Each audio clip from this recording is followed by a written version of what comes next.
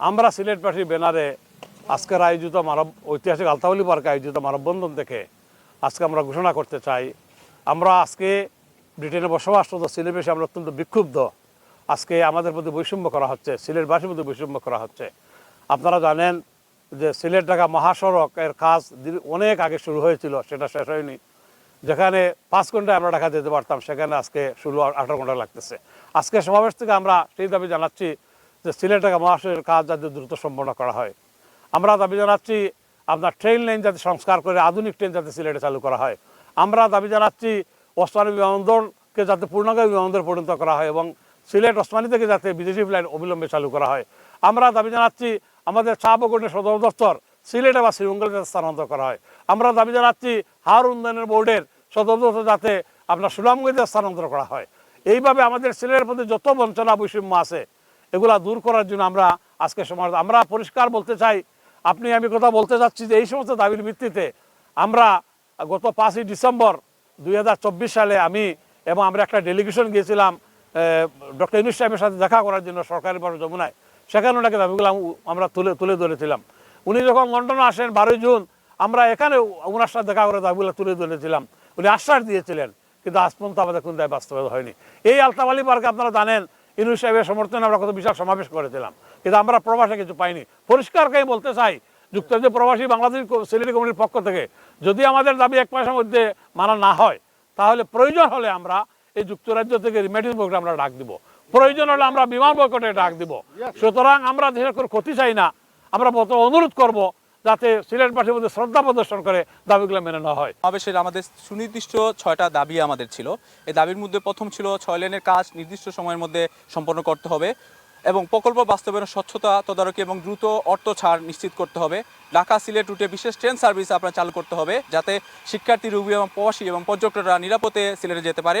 জরুরি রোগী পরিবহনের জন্য সরকারি অ্যাম্বুলেন্সের করিডোরের ব্যবস্থা করতে হবে এবং দ্রব্যমূল্য নিয়ন্ত্রণের মালবাহী পরিবহনের বিকল্প রুট যেমন রেলপথ এবং নৌপথ তৈরি করতে হবে এবং পর্যটন খাত পুনর্জীবিত করতে প্রণোদনা প্যাকেজ এবং অবকাঠামো উন্নয়ন করতে হবে এবং সিলেটের বিমানবন্দরকে আন্তর্জাতিক বিমানে অতি বিলম্বে আপনার পূর্ণাঙ্গরূপে আপনার তৈরি করতে হবে। এগুলো ছিল আমাদের সুনির্দিষ্ট দাবি আজকের পক্ষ থেকে এবং আপনাদের মাধ্যমে সবাইকে বলতে চাই, এই নির্দিষ্ট দাবি যদি মানা না হয় এটা হচ্ছিল আমাদের আজকে ওয়ার্ম আপ। আপনারা যেটা দেখেছেন, আমরা আরও অনেক বড় সমাবেশ, আরও বড় বিক্ষোভ সমাবেশ এবং বড় আন্দোলন আমরা নিয়ে আসব এবং আমরা যারা সিলেটিরা যারা আছেন পুরো পৃথিবীতে ছড়িয়ে আছেন, আমরা বলবো আপনারা জায়গায় জায়গায় আন্দোলন গড়ে তুলুন। আমরা সবাই দেশ বিদেশে ব্যাটাগেরি, আমরা সিলেটি, আমরা সিলেটিরা যখন সবাই একসাথে হব, এরকম দাবি আদায় করা আমাদের জন্য কোনো ব্যাপার না। আজকে যেখানে সিলেটে আগে 4 ঘন্টায় সিলেট থেকে ঢাকায় আসতে পারতো সড়কপথে, আজকে সেখানে 10 ঘন্টা 12 ঘন্টায় মানুষ আসতে পারে না। একটা মরণ ফাঁদ সৃষ্টি করা হয়েছে। আজকে সিলেটের আন্তর্জাতিক বিমানবন্দরের নামে প্রতারণা করা হচ্ছে। কোনো আন্তর্জাতিক বিমানবন্দরে আন্তর্জাতিক দেশের কোনো বিমান ল্যান্ড করতে দিচ্ছে না। এইসব বিমানতামূলক আচরণের জন্য আজকে এই প্রতীকী কর্মসূচি। এই প্রতীকী কর্মসূচির মাধ্যমে আমরা বর্তমান সরকারকে জানিয়ে দিতে চাই, অনতি বিলম্বে এই সরকার যদি আমাদের সিলেটের আচরণের দাবির প্রতি একাত্মতা ঘোষণা না করে, তার উন্নয়নের কর্মসূচি অব্যাহত না রাখে, তাহলে এই সারা বিশ্বে ছড়িয়ে ছিটে থাকা সিলেটবাসীকে নিয়ে আমরা অবশ্যই বৃহত্তর আন্দোলন সৃষ্টি করব, যে আন্দোলনের মুখে বাংলাদেশে মানুষ আমাদের সাথে একতা ঘোষণা করবে।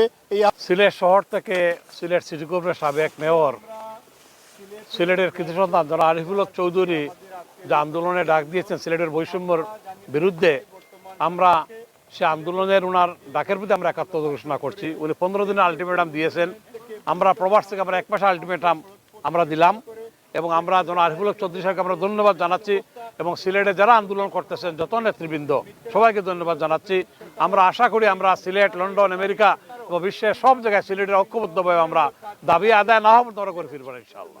ভাষায় জানিয়ে দিতে চাই, অনতি বিলম্বে সিলেট ঢাকা রাস্তা যদি দ্রুত মেরামত না করা হয় এবং হযরত শাহজালাল এবং উসমানী বিমানবন্দরকে আন্তর্জাতিক বিমানবন্দর করা না হয়, তাহলে আমরা সমগ্র সিলেটবাসী ঐক্যবদ্ধ হয়ে আমরা আন্দোলন করে তুলব। এর মধ্য দিয়ে এই সরকার আমাদের দাবি মানতে বাধ্য হবে।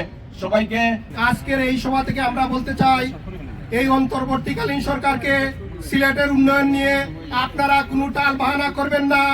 যদি সিলেটের উন্নয়ন নিয়ে আপনারা টাল বাহানা করেন, আমরা এই গেট পিটন থেকে সমস্ত বৃহত্তর সিলেটের প্রবাসীরা রেমিটেন্স বন্ধ করে দিতে বাধ্য হব। জাগো জাগো সিলেটবাসী জাগো, তুমি কে আমি কে তুমি কে আমি কে আমার দেশ তোমার দেশ বাংলাদেশ বাংলাদেশ আমার দেশ তোমার দেশ বাংলাদেশ বাংলাদেশ। আমরা বলতে চাই, আমরা শান্ত সিলেটবাসীকে আপনারা অশান্ত করবেন না। অশান্ত করলে আপনাদের কন্ট্রোলের বাইরে চলে যাবে। তাই বলে আমি অন্তর্বর্তী সরকারের প্রধান উপদেষ্টা ডক্টর ইউনূসকে অবিলম্বে বাই রোডে সিলেট সফর করার আহ্বান জানাচ্ছি।